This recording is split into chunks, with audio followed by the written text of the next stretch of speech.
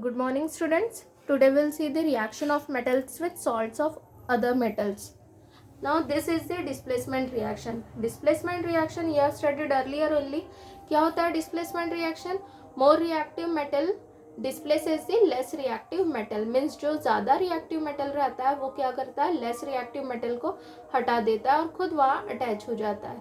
Now here when a more reactive metal is put in the salt solution of a less reactive metal, then the more reactive metal displaces the less reactive metal from its salt solution. यहाँ पे हम लोगों को एक salt solution लेना है जिसमें क्या रहेगा, एक मेटल ऐड करेंगे. वो मेटल अगर मोर रिएक्टिव है तो वो सॉल्ट सॉल्यूशन में डिस्प्लेसमेंट रिएक्शन दिखेंगी. So in general reaction is written here, this one is the metal A और ये दूसरा क्या है, salt solution of B.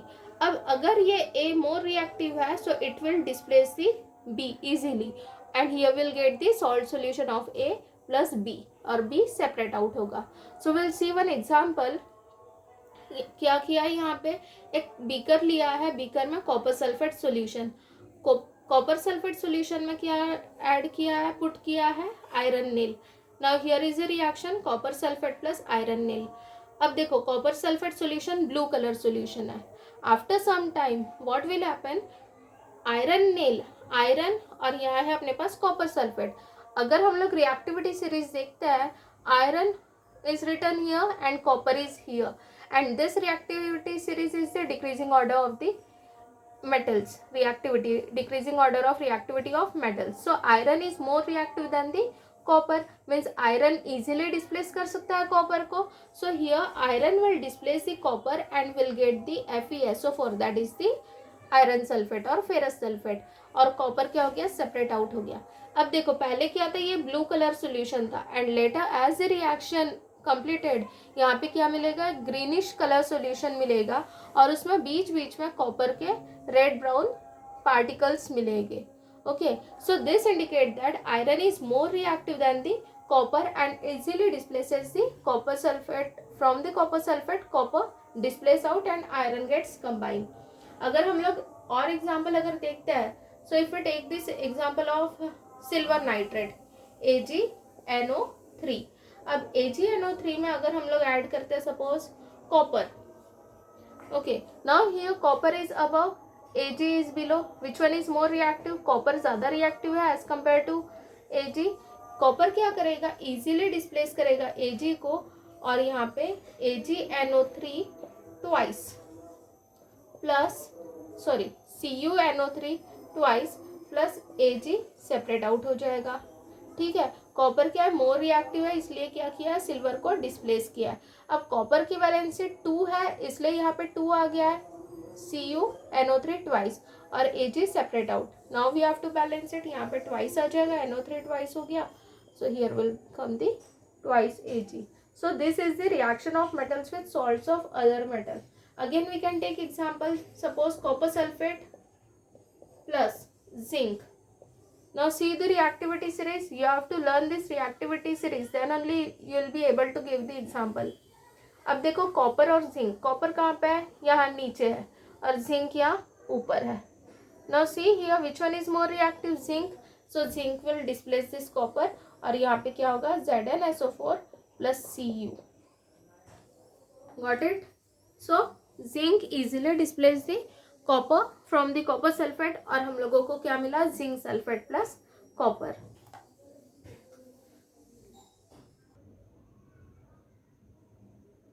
Now the next reaction is the reaction of metals with non-metals.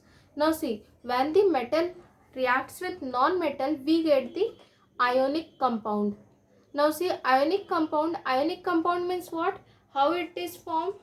Ionic compound we'll see in detail after this reactions. Ionic compound forms by the donating or by accepting of electrons.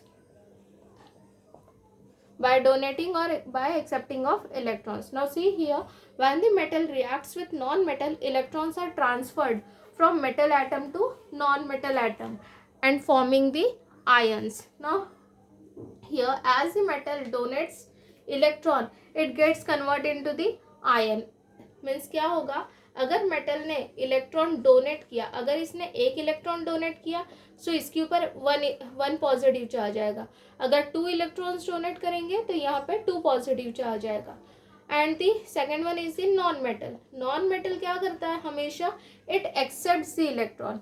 Metal हमेशा क्या करता है, metal have a tendency to donate the electrons. हमेशा याद रखना है, metal having a tendency to donate the electrons and non-metal always accepts the electron. Now here non-metal क्या करेगा, इलेक्ट्रॉन एक्सेप्ट करता है एंड हियर उसके ऊपर क्या आ जाता है, नेगेटिव चार्ज आ जाता है हमेशा। ओके, मेटल डोनेट्स, हमेशा डोनेशन जब भी करता है वो पॉजिटिव रहता है। मेटल ने इलेक्ट्रॉन डोनेट किया इसलिए उसके ऊपर पॉजिटिव चार्ज आया, नॉन मेटल ने इलेक्ट्रॉन एक्सेप्ट किया इसलिए नॉन मेटल के ऊपर क्या आ गया, negative charge. And this metal M positive and non metal negative, ये दोनों कंबाइन होके क्या फॉर्म होता है, ionic compound. It always forms the ionic compound. And how does it form, ionic compound कैसे फॉर्म होता है, whenever the metal donate the electrons and non-metal accepts the electron. So let's see one example. Suppose sodium is the metal. Sodium का atomic number क्या है, 281.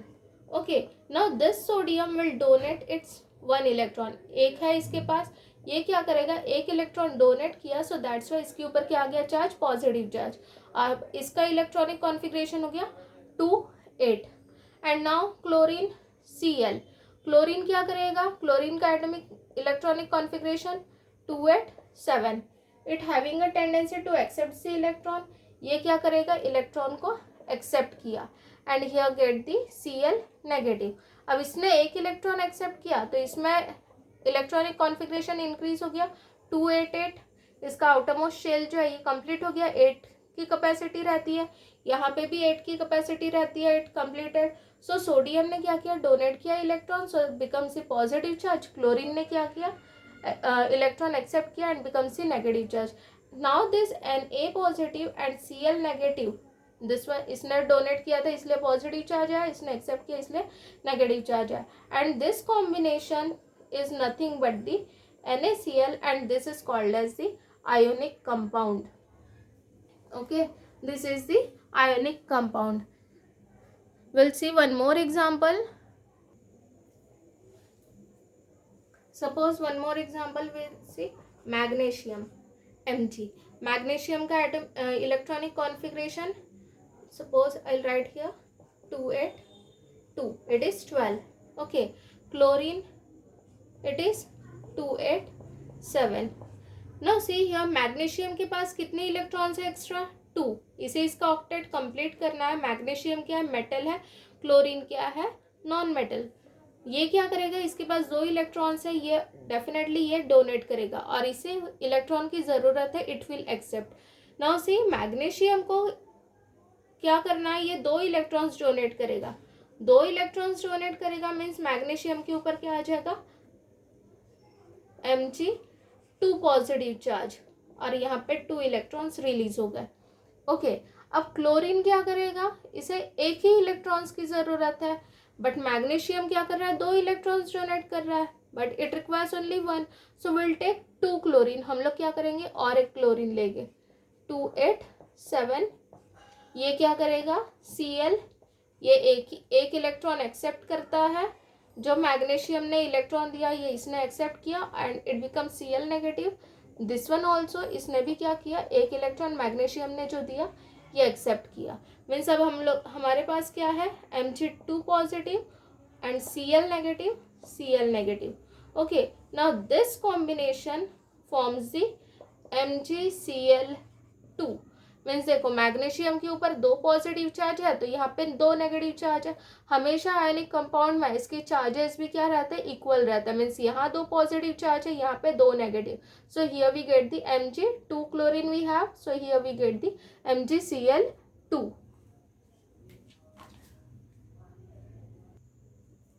We will see one more example. Now we'll write directly. Now aluminium electronic configuration 2-8-3. Means ये aluminium क्या करेगा, 3 electrons donate करेगा। 1 electron, second electron, third electron, 3 electron donate किया means इसके ऊपर कितने चार्ज आ गए, 3 पॉजिटिव। अब will see with chlorine only. So chlorine का इलेक्ट्रॉनिक कॉन्फ़िगरेशन 287, इसे फिर से एक इलेक्ट्रॉन की ज़रूरत है। एल्यूमिनियम ने 3 इलेक्ट्रॉन्स डोनेट किया मीन्स हम लोग क्या करेंगे, 3 इलेक्ट्रॉन्स लेंगे। मीन्स सपोज ये एक क्लोरीन है जिसने इलेक्ट्रॉन एक्सेप्ट किया, इसलिए इसके ऊपर एक नेगेटिव चार्ज आया। ये सेकेंड क्लोरीन है, इसने भी इलेक्ट्रॉन एक्सेप्ट किया और it gets convert into the Cl negative. Again third one, again chlorine which accepts the electron and it becomes the Cl negative. Now see here individually Cl कितने हैं यहाँ पे, 3, Cl negative, Cl negative. Aluminium के पास 3 positive charge है और chlorine के पास क्या है, 3 नेगेटिव चार्ज है। So what will we get, which compound, AlCl3। Again this one by donation and by acceptance of electrons, here formation of the ionic compound. Got it? This is the ionic compound. And how do we get the ionic compound? When the metal reacts with the non-metal. In that case, metal always donates its electrons and non-metal accepts its electrons and formation of the ions. इसने electron donate किया इसलिए ये क्या हो गया, ion बना, positive ion, और इसने इलेक्ट्रॉन एक्सेप्ट किया इसलिए ये क्या हो गया, negative ion. And both the positive ion and the negative ions get combines and formation of the ionic compound.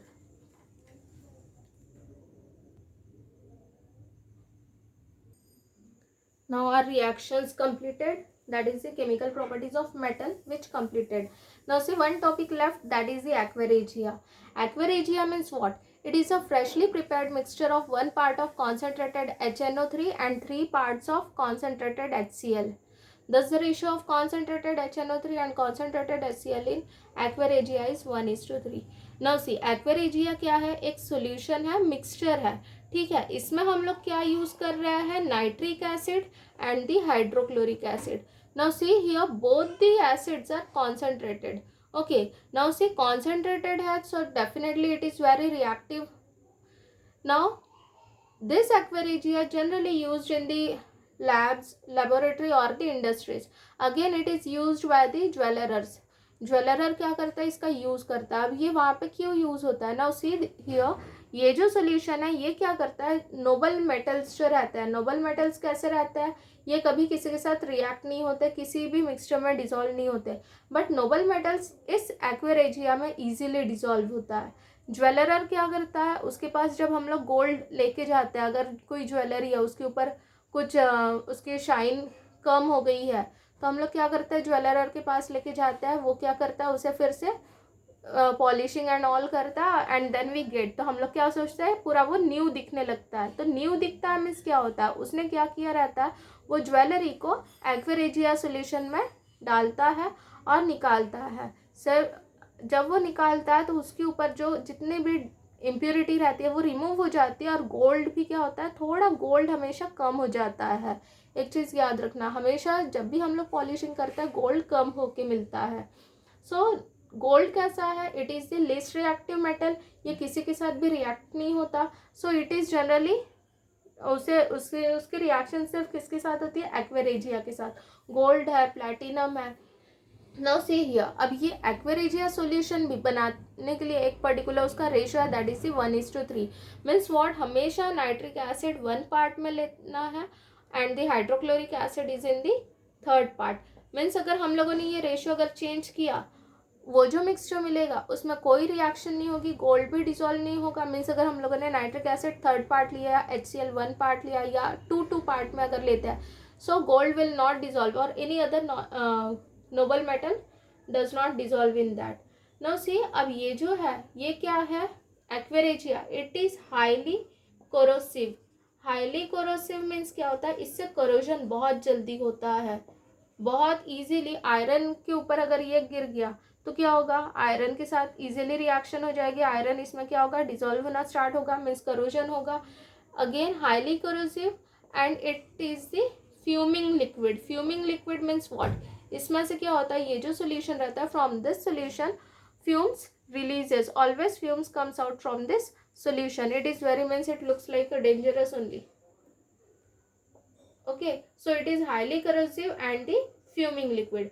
Now see here, if we take it individually, suppose हम लोगों ने सिर्फ नाइट्रिक एसिड अगर लेते हैं without using the concentrated HCl, and if we put in this noble metal, so it will not dissolve.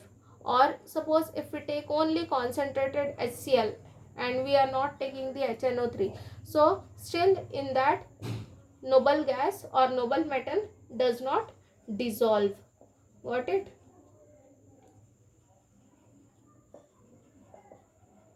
So it is means this mixture dissolve